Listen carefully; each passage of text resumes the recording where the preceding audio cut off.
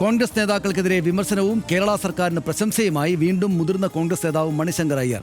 മുഖ്യമന്ത്രിയായി പിണറായി വിജയൻ തന്നെ വീണ്ടും അധികാരത്തിലെത്തുമെന്ന മണിശങ്കർ അയ്യരുടെ പ്രസ്താവന ഏറെ ചർച്ചയായിരുന്നു. ഇന്നും അദ്ദേഹം അത് ആവർത്തിച്ചു എന്ന് മാത്രമല്ല, കോൺഗ്രസ് നേതൃത്വത്തിനെതിരെ ഒന്നൊഴിയാതെ ആഞ്ഞടിക്കുകയും ചെയ്തു. മന്ത്രി എം പി രാജേഷിനും CPIM നേതാവ് തോമസ് ഐസക്കിനും ഒപ്പമാണ് മണിശങ്കർ അയ്യർ ഇന്ന് വാർത്താ സമ്മേളനത്തിലെത്തിയത്. ശശി തരൂർ MP, ജയറാം രമേശ്, പവൻ ഖേര, KC വേണുഗോപാൽ എന്നിവർക്കെതിരെ അതിരൂക്ഷ വിമർശനമാണ് മണിശങ്കർ അയ്യർ തൊടുക്കുന്നത്. രാജീവ് ഗാന്ധിയുടെ സ്വപ്നങ്ങൾ യാഥാർത്ഥ്യമാക്കിയത് കമ്മ്യൂണിസ്റ്റുകാരാണ് എന്ന് പറയാൻ പോലും മുതിർന്ന കോൺഗ്രസ് നേതാവ് മടിച്ചില്ല. എന്നാൽ മണിശങ്കർ അയ്യർ നിലവിൽ കോൺഗ്രസിൽ ഇല്ല എന്നും പാർട്ടിയിലില്ലാത്ത ആളുകൾക്ക് മറുപടി പറയാനില്ല എന്നും പറഞ്ഞ് വിമർശനത്തെ ഒന്നാകെ തള്ളുകയാണ് കോൺഗ്രസ് നേതൃത്വം. കേരളത്തിൽ 100 സീറ്റ് നേടി അധികാരം സ്വപ്നം കാണുന്ന കോൺഗ്രസിനെ പ്രതിസന്ധിയിലാക്കുകയാണോ മണിശങ്കർ അയ്യരുടെ വാക്കുകൾ? കാണാം RDX റാപ്പ്.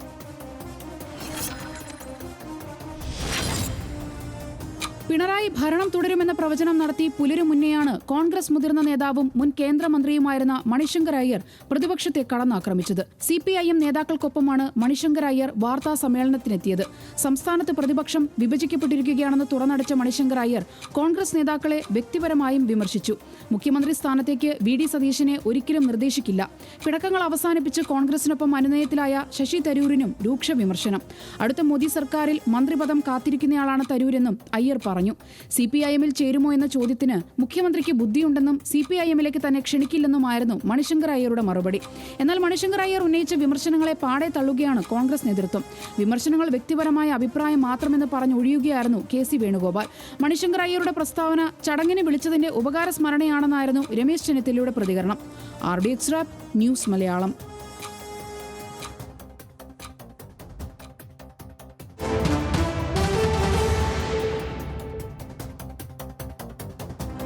സംസ്ഥാന സർക്കാരിന്റെ പ്രവർത്തനം അവിശ്വസനീയമാം വിധം മികച്ചതാണെന്നാണ് മണിശങ്കർ അയ്യർ എന്ന് പറഞ്ഞത്. പിണറായി വിജയൻ തന്നെ അടുത്ത മുഖ്യമന്ത്രിയാകും. പ്രതിപക്ഷം പൂർണ്ണമായി വിഭജിക്കപ്പെട്ടു. KC വേണുഗോപാൽ റൌഡിയാണ്. സർദാർ വല്ലഭായ് പട്ടേലിനെ പോലൊരാൾ ഇരുന്ന കസേരയിലാണ് വേണുഗോപാലിനെ രാഹുൽ ഗാന്ധി ഇരുത്തിയിരിക്കുന്നത്. നരേന്ദ്രമോദിയുടെ മന്ത്രിയാകാനാണ് തരൂരിന്റെ ശ്രമമെന്നും മണിശങ്കർ അയ്യർ വിമർശിച്ചു.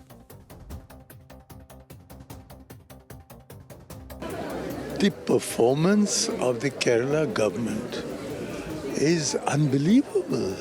So this government has performed well, and it is the people of Kerala whom we should look to. In the opposition, the other side has been completely divided. The communists are distinguished by their discipline. Can you imagine what is the condition of a party which raises a rowdy like KC Venugopal to the level of the Sardar Patel? Manishankar അയ്യരെ പാടെ തള്ളി കോൺഗ്രസ് നേതാക്കളെത്തി. മണിശങ്കർ അയ്യരുടേത് വ്യക്തിപരമായ അഭിപ്രായമെന്ന് KC Venugopal പറഞ്ഞു. രാഹുൽ ഗാന്ധിയുടെ ഗുണ്ട എന്നാണോ കരുതുന്നത് എങ്കിൽ അങ്ങനെ കരുതിക്കൊള്ളൂ എന്നും KC വേണുഗോപാൽ പറഞ്ഞു. പാർട്ടിയിലില്ലാത്ത ആളുടെ വാക്കുകൾക്ക് മറുപടി പറയാനില്ല എന്ന് രമേശ് ചെന്നിത്തല പറഞ്ഞു. അദ്ദേഹത്തിൻ്റെ അഭിപ്രായങ്ങൾ അദ്ദേഹത്തിൻ്റെ വ്യക്തിപരമായ അഭിപ്രായങ്ങൾ മാത്രമാണ്. പാർട്ടിയുടെ അഭിപ്രായങ്ങൾ തീർത്തും വ്യത്യസ്തമാണ്. അത് ഇന്നലെ AICC കമ്മ്യൂണിക്കേഷൻ ഡിപ്പാർട്ട്മെൻറ്റ് വ്യക്തമായിട്ട് പറഞ്ഞിട്ടുണ്ട്. That's all. കോൺഗ്രസ് പാർട്ടിയിൽ ഇല്ലാത്ത ഒരാളാണ്. അത് AICCയുടെ വക്താവ് പവൻ ഖേര തന്നെ പറഞ്ഞു.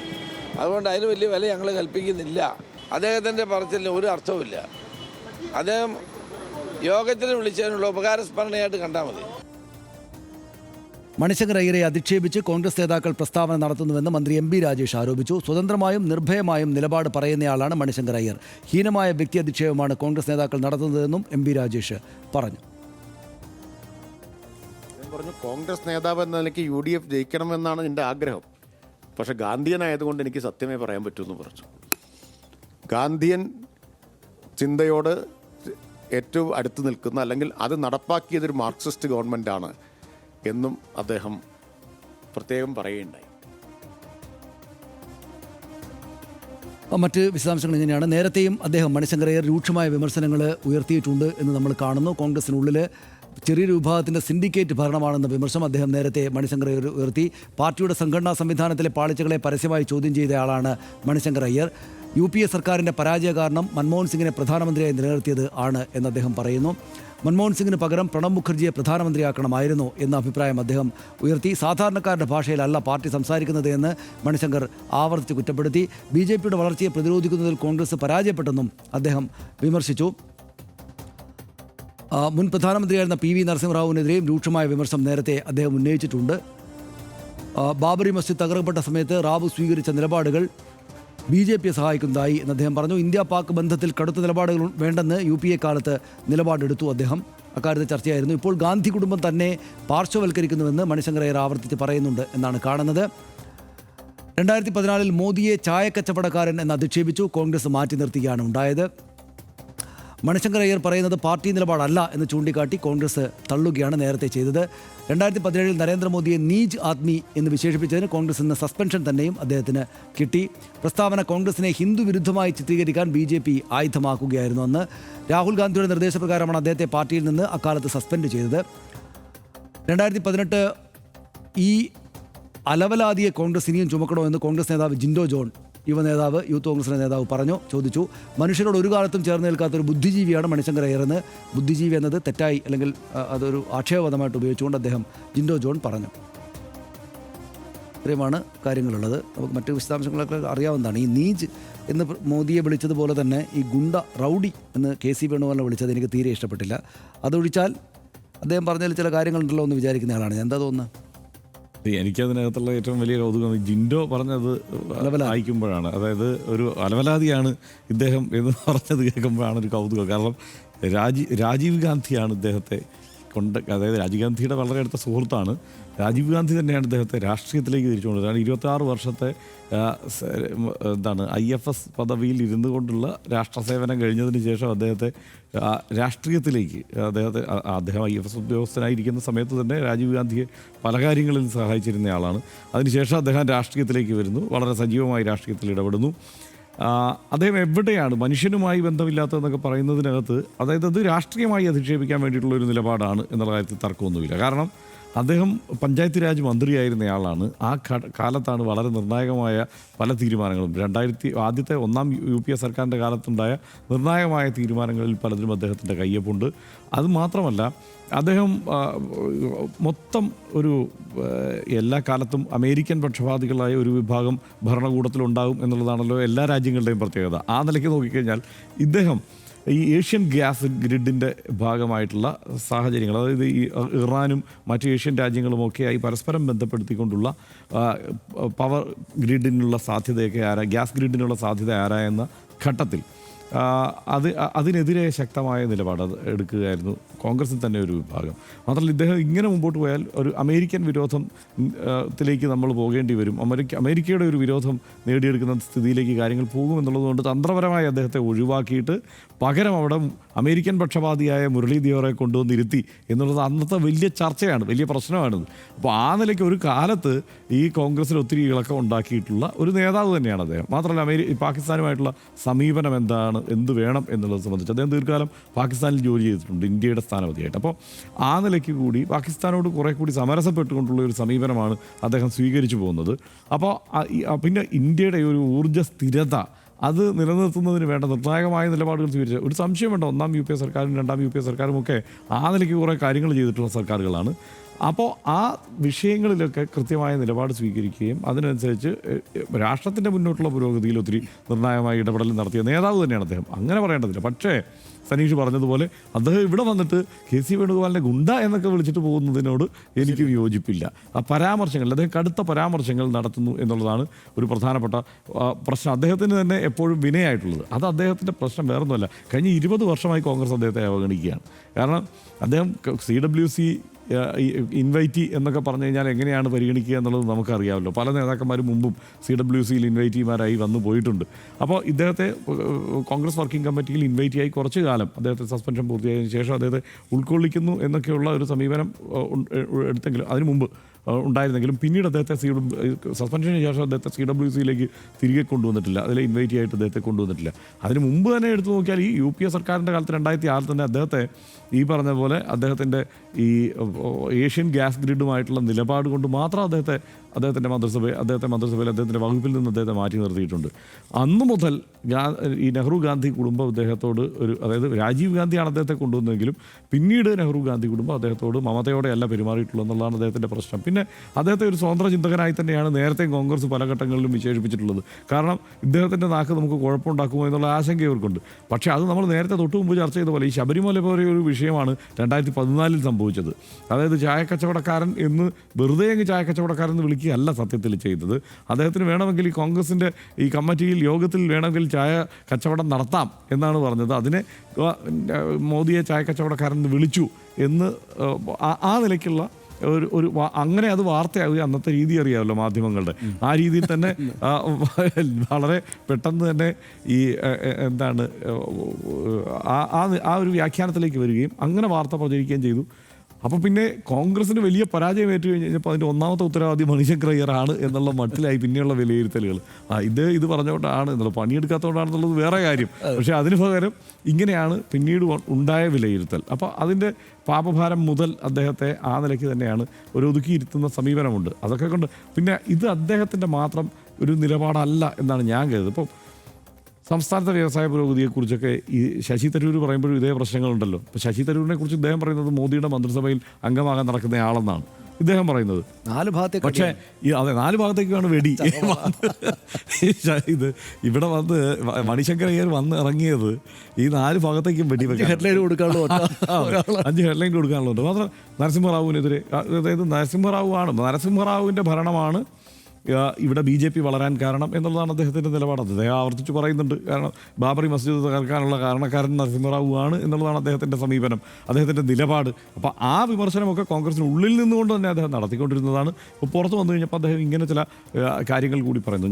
എനിക്ക് തോന്നുന്നത് ഇതിനെ ഇപ്പോൾ ജിൻഡോയുടെയൊക്കെ ഭാഷയിൽ എന്താണ് അല്ല അതിന് മറുപടി പറയേണ്ടത്. കാരണം ആ പോയിന്റുകൾ വെച്ച് തന്നെ മറുപടി പറയണം. ഇപ്പോൾ സംസ്ഥാനത്ത് വികസനമില്ല, പുരോഗതിയില്ല, വ്യവസായ വളർച്ചയില്ല, കൺസിസ്റ്റൻ്റ് ആയിട്ടുള്ള ഒരു സ്ഥിരതയോടെയുള്ള വികസനമല്ല എന്നൊക്കെ ഉള്ളതാണ് ഇതിനെ എതിർത്ത് പറയാനുള്ള പോയിന്റുകൾ. ആ പോയിന്റുകൾ പറഞ്ഞാൽ തീരേണ്ട കാര്യമേ ഉള്ളൂ. ഈ രീതിയിലാണോ അത് പറയേണ്ടതെന്ന് എനിക്ക് സംശയമുണ്ട്. കാരണം ഇത് പറയുമ്പോൾ ആളുകൾക്ക് സംശയം തോന്നും. കാരണം ഇപ്പോൾ പുതിയ പിള്ളേർക്ക് ആർക്കും അങ്ങനെ അധികം അറിയണമെന്നില്ല. പക്ഷേ പഴയ ആൾക്കാരുടെ മുന്നിൽ ഇത് മണിശങ്കർ അയ്യർ വലിയ പുള്ളിയാണല്ലോ. അപ്പോൾ അതുകൊണ്ട് അങ്ങനെ ആയിരുന്നോ പറയേണ്ടിരുന്നു എന്നുള്ള കാര്യത്തിൽ മാത്രമേ എനിക്ക് സംശയമുള്ളൂ. ഇതിനകത്ത് ഒരു കാര്യമുള്ളത് ഹർഷ, അതായത് മണിശങ്കർ അയ്യർ കോൺഗ്രസ് നിന്ന് വിട്ടിട്ട് അപ്പുറത്തേക്ക് ചാടാനൊക്കെ പോകണം, അങ്ങനെ മണിശങ്കർ അയ്യർ അലവലാതി എന്നൊക്കെയാണല്ലോ ജിൻഡോ ജോണൊക്കെ വിളിക്കുന്നത്. ഇതിപ്പം അയ്യർ എന്നൊരു ജാതിപ്പേരുള്ള മണിശങ്കർ അയ്യർക്ക് ഇപ്പോഴത്തെ ഒരു രാഷ്ട്രീയ സാഹചര്യത്തിൽ വേണമെങ്കിൽ അപ്പുറത്ത് മോദിയുടെ ഭാഗത്തേക്ക് പോയി നിൽക്കാമല്ലോ. പക്ഷേ മോദിയുടെ അതികർക്കശക്കാരനായിട്ടുള്ള വിമർശകനായതുകൊണ്ടാണ് ഈ നീജ് എന്ന് പോലുള്ള പിടിവിട്ടിട്ടുള്ള ഈ പ്രസ്താവനയും മറ്റുമൊക്കെ വന്നത്. അതായത് ഒരു ഘട്ടത്തിലും BJPയിലേക്ക് പോകാൻ പറ്റാത്ത, നിശ്ചയമായിട്ടും ഈ രാജീവ് ഗാന്ധി ഇന്ദിരാഗാന്ധി കാലത്തിൻ്റെ കോൺഗ്രസിൻ്റെ സെക്യുലർ മൂല്യങ്ങളൊക്കെ ഉള്ള ആളാണ് ഇദ്ദേഹം. അതിൻ്റേതായിട്ടുള്ള ഈ കേംബ്രിഡ്ജിലൊക്കെ പോയി പഠിച്ചാണ്, നല്ല എലീറ്റായിട്ടുള്ള വിദ്യാഭ്യാസം കിട്ടിയിട്ടുണ്ട്, അക്കാഡമിക്കാണ്, ബുദ്ധിജീവിയാണ്. ഇദ്ദേഹം വലിയ പരിഹസിച്ചുകൊണ്ടാണ് ബുദ്ധിജീവി എന്ന് പറഞ്ഞെങ്കിലും യഥാർത്ഥ അർത്ഥത്തിൽ അദ്ദേഹം ബുദ്ധിജീവിയാണ്, അക്കാര്യത്തിൽ യാതൊരു സംശയമില്ല. അപ്പോൾ അതുകൊണ്ട് ഈ അദ്ദേഹം പിന്നെ ഇപ്പോൾ ഇവിടെ വന്നിട്ട് അതിൻ്റെ ഏറ്റവും വലിയ കോമഡി എന്ന് വെച്ചാൽ PR വർക്ക് നടത്തുകയാണെന്നൊക്കെ ചില ആളുകൾ പറഞ്ഞു. ഞാൻ വിചാരിക്കുകയാണ് ഇത് ഈ ഇന്ത്യ മഹാരാജ്യത്ത് കേരളം എന്ന് പറയുന്നൊരു കൊച്ചു മൂലക്കുള്ളൊരു കൊച്ചു കേരളത്തിൽ മാത്രം ഭരിക്കുന്ന, പ്രത്യേകിച്ച് വലിയ രാഷ്ട്രീയ ശക്തിയൊന്നും ഇല്ലാത്തൊരു CPMനെ വന്നിട്ട് പിന്തുണച്ചിട്ട് എന്ത് കിട്ടാനാണ് മണിശങ്കർ അയ്യർ പോലെ ഇന്ത്യയുടെ 1.5% ഇത് അത് മാത്രമുള്ള സ്ഥലത്ത് വന്നിട്ട് ഈ തോമസ് ഐസക്കിൻ്റെ MP രാഷ്ട്രീയം കൂടെ ഇരുന്നിട്ട് അപ്പോൾ അങ്ങനെ ചെയ്യണമെങ്കിൽ ഒരു കൺവിക്ഷൻ അദ്ദേഹത്തിന് ഒരു ഉറപ്പ് മനസ്സിലുള്ളത് കൊണ്ടായിരിക്കുമല്ലോ അത്. അല്ലെങ്കിൽ എന്തെങ്കിലും തരത്തിലുള്ള നേട്ടം ഉണ്ടാക്കാനാണെങ്കിൽ അദ്ദേഹത്തിന് വെറുതെ അവിടുന്ന് ഫ്ലൈറ്റ് പിടിച്ച് ഇങ്ങോട്ട് വരേണ്ട കാര്യമില്ല. അവിടെ വന്നിട്ട് മോദിജിനെ ഒന്ന് കണ്ട് വെറുതെ ഒന്ന് സലാം എന്ന് പറഞ്ഞാൽ സംഗതി അവിടെ സെറ്റിലാവും. ഇപ്പോൾ ശശി തരൂർ ചെയ്യുന്ന കാര്യങ്ങൾ നമ്മൾ കാണുന്നില്ലേ, ആ വഴിക്കൊരു ഹിന്ദുത്വ അനുകൂല സംഗതി, ഈ വഴിക്ക് അദ്ദേഹം പറയാൻ തെറ്റല്ലോ, അവിടെയും ഒരു ലൈൻ ഉണ്ടാക്കി വെക്കാമെന്ന് പറയുന്ന ശശി തരൂർ തൊട്ട് NK പ്രേമേന്ദ്രൻ വരെയുള്ള ആൾ ആ മെസ്സേജസ് ഇങ്ങനെ കൊടുക്കുന്നതിനിടയിൽ മണിശങ്കർ അയ്യർ അതിന് തയ്യാറേ അല്ല.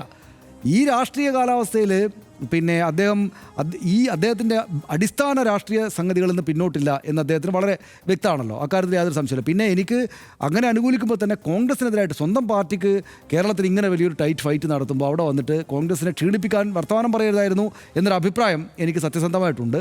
പക്ഷേ അത് തിരിച്ചാലോചിച്ച് നോക്കുമ്പോൾ ഹർഷ എന്താ പ്രശ്നം എന്ന് വെച്ചാൽ അൺബിലീവബിൾ എന്നാണ് അദ്ദേഹം വാക്കുപയോഗിച്ചത്. ഒരു സംസ്ഥാനത്തിലെ ഭരണത്തെക്കുറിച്ചിട്ട് അൺബിലീവബിൾ എന്നാണ്. യഥാർത്ഥത്തിൽ അദ്ദേഹത്തിന് ആ അമ്പരപ്പും അത്ഭുതവും ഉണ്ട് എന്ന് ഞാൻ വിചാരിക്കുന്നു. അതിപ്പോൾ അദ്ദേഹത്തിന് മാത്രമല്ല, പുറത്തു നിന്ന് അക്കാഡമികമായിട്ട് കേരളത്തിലെ സർക്കാരിനെ നോക്കുന്ന ആളുകൾക്കെല്ലാം ആ അമ്പരപ്പുണ്ട്. ഇന്നിപ്പോൾ ഏതോ ഒരു പത്രത്തിൽ, ദേശാഭിമാനിയിൽ തന്നെ ആയിരിക്കാനാണ് സാധ്യത, പരക്കാല പ്രഭാകരൻ്റെ ഇൻ്റർവ്യൂ ഇന്നലെയോ മറ്റോ വന്നിട്ടുണ്ട്. അദ്ദേഹം അതിനകത്ത് അത്ഭുതത്തോടെയാണ് പറയുന്നത്. കാരണം ആ അത്ഭുതം പുറത്തുനിന്ന് നോക്കുന്ന ആൾക്ക് ഉണ്ടാകുന്ന കാര്യം നമുക്ക് മനസ്സിലാവും. എന്താണെന്നറിയോ, അതായത് സമഗ്രാധിപത്യ സ്വഭാവമുള്ള ഒരു സർക്കാർ ഫെഡറൽ സംവിധാനങ്ങളെല്ലാം അരിക്കാക്കിയിട്ട് എല്ലാ തരത്തിലും അവരുടെ കൈകൾ എല്ലായിടത്തേക്കും നിർത്തിയിട്ട് സാമ്പത്തികമായിട്ട് സകല വഴികളും കുട്ടിയടച്ചിട്ട് ഇങ്ങനെ നടത്തുമ്പോൾ ഇവിടെ ഒരു ചെറിയ ഭാഗത്ത് രാഷ്ട്രീയമായിട്ട് രാജ്യവ്യാപകമായിട്ട് വലിയ ശേഷിയില്ലാത്ത ഒരു പാർട്ടി ഇങ്ങനെ ഒരു മുന്നണി CPM ഉം CPI ഒക്കെ ചേർന്നിട്ട് ഇങ്ങനൊരു ഭരണം നടത്തുന്നു. ഇവിടെ വളരെ വെൽഫെയർ സ്റ്റേറ്റ് ആയിട്ട് നിലനിൽക്കുകയാണ്. ഞാൻ പറയുന്നത് ഇതിപ്പം നമുക്ക് കോൺഗ്രസിനും ബി ജെ പിക്കും തന്നെയും പറയാനുള്ള എന്താണ്, അതിൻ്റെ വസ്തുത എന്താണെന്ന് നമുക്കറിയാമല്ലോ. സംസ്ഥാനം ഇവിടെ നിൽക്കുകയാണല്ലോ. അപ്പോൾ ഇങ്ങനെ നിൽക്കുന്ന ഒരു സ്ഥലത്ത് ഭരണം നടന്നു എന്നുള്ളത് അൺബിലീവബിൾ എന്ന വാക്ക് അദ്ദേഹത്തെ പോലെ വളരെ പരിണതപ്രജ്ഞനായുള്ള ഒരുപാട് അനുഭവ പരിചയമുള്ള ലോകരാജ്യത്ത് സഞ്ചരിച്ചിട്ടുള്ള ഭരണ പ്രക്രിയയിൽ ഇടപെട്ടിട്ടുള്ള ഇദ്ദേഹത്തിന് ഉണ്ടാകുന്നതിൽ എനിക്ക് അത്ഭുതമില്ല. നമ്മൾ അതാണ് അതിനകത്ത് കാണേണ്ടത്. അതിനെ യഥാർത്ഥത്തിൽ കോൺഗ്രസ് മറികടക്കേണ്ടത് ഇദ്ദേഹത്തോട് മല്ലുപിടിച്ചിട്ടല്ല എന്നാണ് ഞാൻ വിചാരിക്കുന്നത്. അദ്ദേഹത്തോട് പറയേണ്ടത് ഇത് ഇതേക്കാൾ മെച്ചപ്പെട്ട തോതിൽ ഞങ്ങൾക്ക് നടപ്പാക്കാൻ പറ്റുന്നതാണ്. കേരളത്തിലെ കോൺഗ്രസിന് CPM ഇപ്പോൾ ചെയ്യുന്ന പോലെ നടപ്പാക്കാൻ ഞങ്ങൾക്ക് പറ്റുമെന്ന് പറഞ്ഞാൽ അതിൻ്റെ പദ്ധതികൾ മുന്നോട്ട് വെച്ചു കൊടുക്കുകയും അദ്ദേഹത്തിന് കാണിച്ചു കൊടുക്കുകയും ചെയ്യുക. ഞങ്ങൾ 10 വർഷം മുമ്പ് ഞങ്ങൾ കൂടെ ഭരിച്ചുണ്ടാക്കി കൊണ്ടുവന്ന കേരളത്തിൽ ഇരുന്നുകൊണ്ടാണ് CPM ഇത് ചെയ്യാൻ പറ്റിയത് എന്ന മറ്റുള്ള ചില വാദമുഖങ്ങൾ മുന്നോട്ട് വെക്കുക എന്നല്ലാതെ വെറുതെ അദ്ദേഹത്തോട് ഈ പറയുന്ന കാര്യങ്ങൾ ചെയ്യേണ്ടിയിരുന്നില്ല. പിന്നെ അദ്ദേഹത്തിൻ്റെ നമ്മുടെ പ്രധാനപ്പെട്ട ഒരു നേതാവാണ്, കേരളത്തിൻ്റെ ആകെ പ്രധാനപ്പെട്ട ഒരു നേതാവാണ് KC വേണുഗോപാൽ. അദ്ദേഹത്തെ പുറത്തുനിന്ന് ഒരാൾ വന്നിട്ട് റൗഡി എന്നൊക്കെ വിളിച്ചത് ഒട്ടും ശരിയായില്ല എന്ന അഭിപ്രായം ഒന്നുകൂടെ രേഖപ്പെടുത്തിക്കൊണ്ട് നമുക്ക് നിർത്താതെ. മണിശങ്കർ അയ്യരുടെ വിമർശനങ്ങൾ മിക്കപ്പോഴും അക്കാദമികമായ വ്യാഖ്യാന തലങ്ങൾ തുറന്നിടുമെങ്കിലും അത് പ്രയോഗിക്കുന്ന രീതിയും സമയവും കൊണ്ട് സ്വന്തം പാർട്ടിക്ക് രാഷ്ട്രീയ തിരിച്ചടികളായി തീരാറുണ്ട്. കേരളത്തിൽ ഭരണം സ്വപ്നം കണ്ട് പ്രചാരണത്തിൽ മേൽക്കൈ നേടിയെന്ന് പ്രതിപക്ഷം കരുതുന്ന നേരത്താണ് മണിശങ്കർ അയ്യരുടെ സംസ്ഥാന സർക്കാർ സ്തുതി. പിണറായി വിജയൻ മൂന്നാമതും ഭരിക്കുമെന്ന മുതിർന്ന കോൺഗ്രസ് നേതാവിൻ്റെ പ്രശംസ ഇടതുമുന്നണിക്ക് നൽകുന്ന ആത്മവിശ്വാസം ചെറുതല്ല.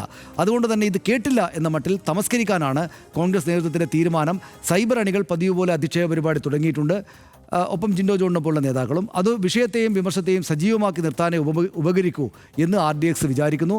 ഏറ്റവും കുറഞ്ഞത് കഴിഞ്ഞ നിയമസഭാ തെരഞ്ഞെടുപ്പിലെ തോൽവിക്ക് കാരണം പാർട്ടിയിലെ അനൈക്യമാണെന്ന മണിശങ്കർ അയ്യരുടെ വിമർശനമെങ്കിലും കോൺഗ്രസ് നേതാക്കൾ മുഖവിലക്കെടുക്കേണ്ടതുണ്ട്.